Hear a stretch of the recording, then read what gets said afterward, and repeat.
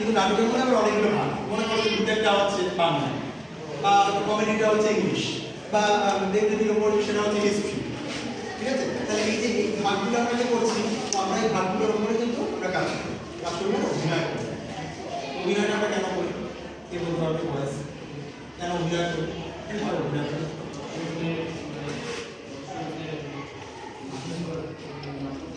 মানে দর্শককে কি বলবে? হ্যাঁ, আমরা কাজটা নিয়ে কি দর্শকের জন্য করি, বিনোদন, এন্টারটেইনমেন্ট। সিরিয়াল, সিনেমা, নাটক, ব্যবসা, এগুলো সব বিনোদনের জন্য। তাহলে আজকে আমরা বিনোদনটা মানে কিছু বলতে এসেছি, কিছু তোমাদের সাথে শেয়ার করতে এসেছি। তো আমরা যখন স্টেজের উপরে নাটক করি বা অভিনয় করি, তো সেক্ষেত্রে কিন্তু আমরা দর্শকের কাছে কিছু শেয়ার করি, কিছু মেসেজ, কিছু তথ্য, সেটা আমার গল্পের উপরে হতে পারে, সেটা সমাজের উপরে হতে পারে, সেটা আশেপাশে ঘটে যাওয়া বাস্তব কোনো ঘটনার উপরে হতে পারে, সেটা সামনে ঘটে যাওয়া কোনো ঘটনার উপরে হতে পারে। বিভিন্ন রকমের ঘটনার উপরে আমরা সেগুলোকে অভিনয় করে দেখাই। তাহলে তোমরা যদি বলো যে আমরা ক্লাসরুমে বসে অভিনয় করি, তাহলে তফাৎটা হবে কেন? আমরা স্টেজে দাঁড়িয়ে ক্লাসরুমে বসে করা যায়? ক্লাসরুমে বসে ক্লাসরুমে কি বুঝতে পারছি? ক্লাসরুমে বসে করলে কি অসুবিধা কি সুবিধা আছে বলো তো? কে বলতে পারবে?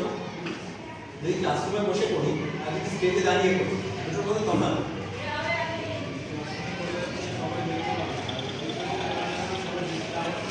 তো আমি জানি পরে তো এখানে 50 জন হবে।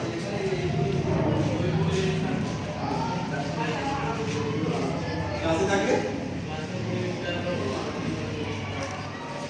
সুন্দর আছে, সুন্দর বলছে ক্লাসে দাঁড়িয়ে আপনি কথা বলছেন, এটা একরকম, আর স্টেজে করতে হবে ঠিক ঠিক।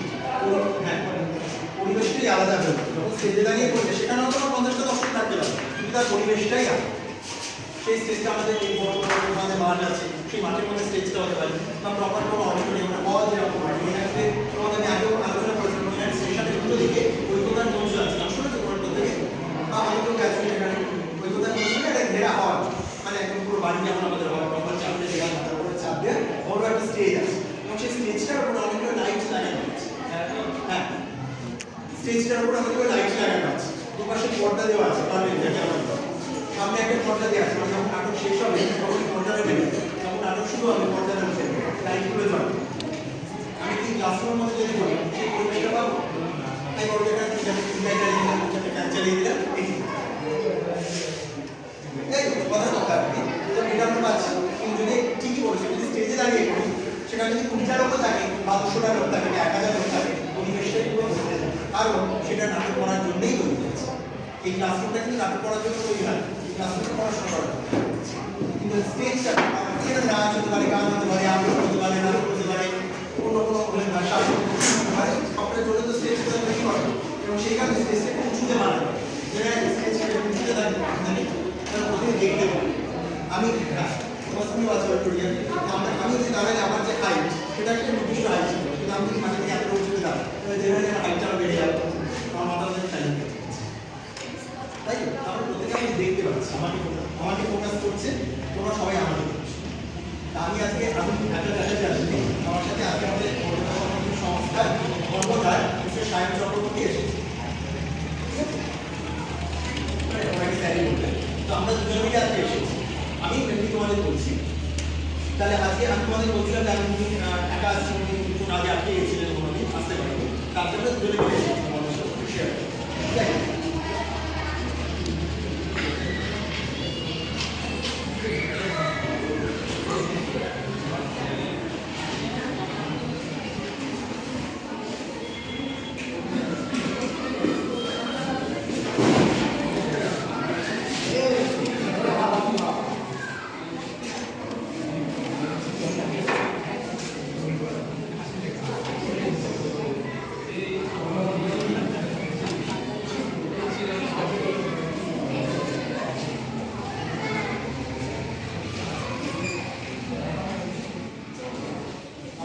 এই কাজটা করি, নাটক বা থিয়েটার, এটা তো করি না, মানে অভিনয় করি।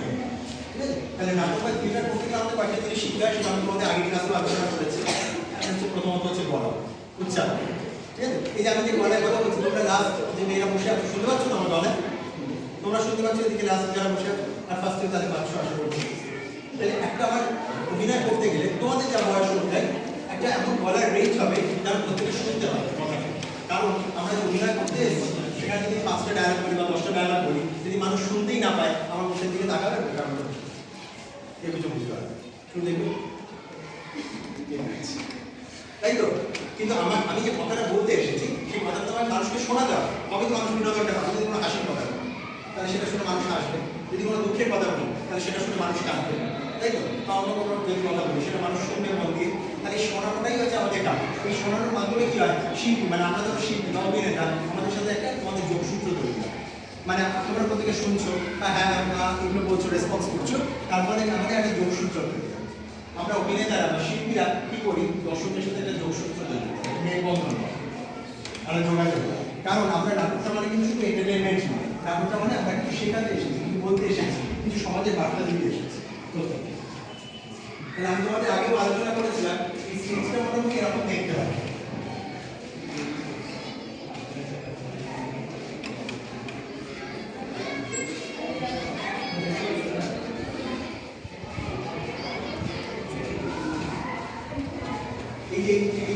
এই জায়গাটা দাঁড়িয়ে আমরা কাজ করি, মানে জায়গাটা দাঁড়িয়ে আমরা পারফর্ম করবো।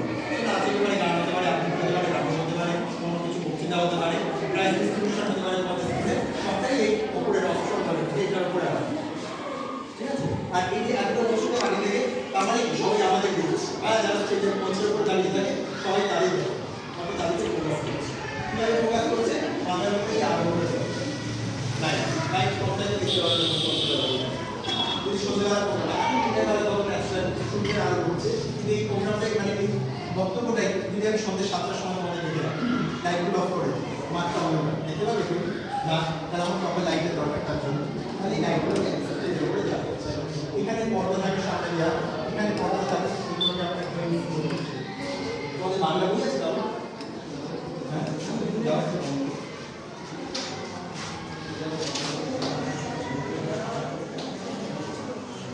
তাহলে যখন অনুষ্ঠানটা হয় বা যখন আমরা পারফর্ম করি তখন আমরা একটু জায়গাটা রাখি, যখন পারফর্ম হয় না তখন আমরা শিল্পীরা এমনি বা এমনি বেরিয়ে যাই।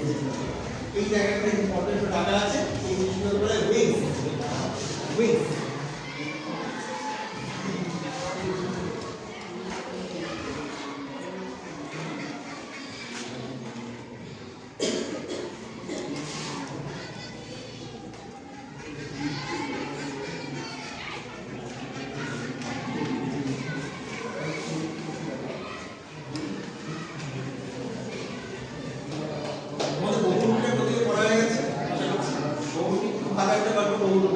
এখানে কি করছে, একটা লোক সাজছে। আমরা রাস্তাঘাটে বহুটি দেখি না, অনেক রকম শিব সেজে আছে, দুর্গা সেজে আছে, যেটাই দেখতে হয় তারা কি করে, তারা মানে ওটা দিয়ে তাদের হচ্ছে পেশা, তারা পয়সা রোজগার করে। তাহলে কি করে, হচ্ছে বিভিন্ন রকমের বাড়ি থেকে ছোটবেলা সেজে দিয়ে হলো, শিবের মতো ড্রেস পরে নিল, ক্যারা চড়া মেকআপ করে নিল, ঠিক আছে, হাতে একটা টিস্যু নিয়ে নিল, তাহলে ওকে দেখে বোঝা যাচ্ছে তাদের এরা শিব, হাজার তাহলে এটা দিয়ে ওকে বোঝা যাচ্ছে এরা শিব কেউ সেজেছে। আবার দিনের শেষে যখন কাজটা হয়ে গেল তখন বাড়িতে গিয়ে শুয়ে করবে, অন্যান্য কাজ করলো, আবার কিন্তু ওর কাজটা কমপ্লিট হয়ে গেল। তখন কেউ ড্রেসটা পরে থাকবে, তখন কেউ শীতের শিশুরা নিয়ে কাজ করবে, বা তখন কেউ যখন আসলে বাচ্চা পরে ড্রেস পরে থাকবে না, তখন দিয়ে বাড়িতে রওনা দেওয়া হচ্ছে তার কাজ। ঠিক একইভাবে আমরা যখন অভিনয় করি, আমি যে পোশাকটা পরে আছি, আমি যদি অন্য একটা ক্যারেক্টার করবো তখন আমাকে আলাদা একটা পোশাক করতে হবে, তাহলে এটা হচ্ছে আমাদের কাজ। আবার ধরো কেউ যদি ডক্টর হয়, ঠিক আছে, তাহলে ডক্টর হলে কি করবে, যখন ডক্টর অপারেশনে ঢোকে বা তাহলে যদি ইউনিফর্ম করে না সাধারণ ব্যবহার করতে হবে, বা যদি উকিল হয় তার যদি পেশা উকিল আর কালো কোট করে নেয়, তাহলে যার যেটা কাজ সেখানে তাকে সেভাবে সেজে দিবে সেই সময় যখন তার কাজটা শেষ হয়ে গেল বাড়িতে খাওয়ানো হবে।